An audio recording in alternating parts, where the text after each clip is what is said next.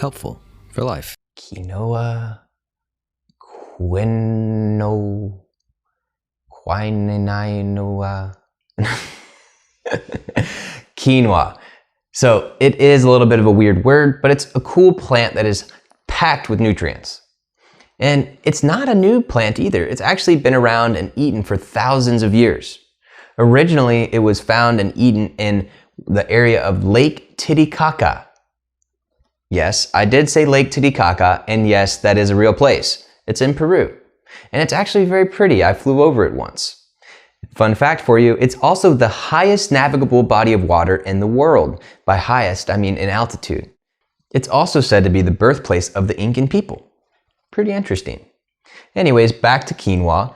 The leaves of the plant are also edible. However, quinoa is mostly known for the edible seeds. It's usually used kind of similarly to a rice. Scientifically, quinoa is classified as what's called a pseudo-cereal, which is a fancy way of saying it's a grain, but it's not grassy like wheat is, for example. It's nutritionally like a whole grain, so that's good for you. Quinoa is actually highly packed with nutrients. It's high in fiber, high in protein, antioxidants, and a lot of vitamins and minerals. Bonus points, it's actually gluten-free too. Oh, and quinoa is a complete protein, which is important to know if you're on a plant-based diet. As it grows, quinoa actually develops a compound called saponin that sits on the outside. It's a bitter compound that prevents birds and insects from eating it, a nice little defense mechanism. That's why we rinse quinoa before we cook it, to remove the saponin from the outside of the quinoa. Now, you may see in stores some boxes or bags that come pre-rinsed, but it's still wise to rinse those because there may be some saponin left on. If you don't rinse them, it's not the end of the world, but your quinoa may taste a little bitter. There are over 100 types of quinoa, but the type you will see in store are typically black, white, and red. That's enough background info though. How do you cook it? Well, cooking quinoa is pretty simple. Here we'll give you a quick rundown. The first thing you'll want to do is rinse it in a mesh strainer for at least 30 seconds. Again, this removes the saponin from the outsides.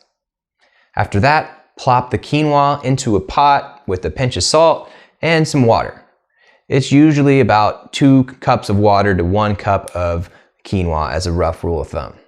You'll bring all of that up to a boil, reduce it to a simmer, and then you'll cover until all of the water is absorbed. After that, you just fluff with a fork and it's done. For about 1 cup of quinoa, this will probably take around 15 minutes.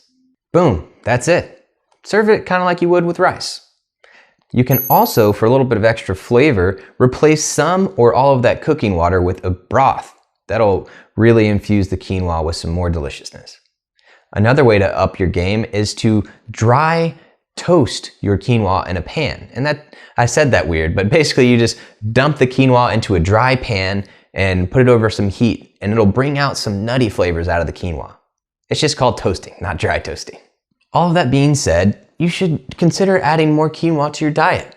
Not only is it easy to cook, fast to cook, but it's really healthy for you.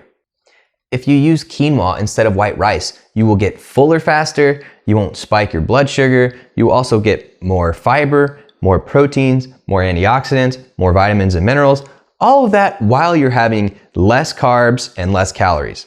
I mean, come on, at least give it a try.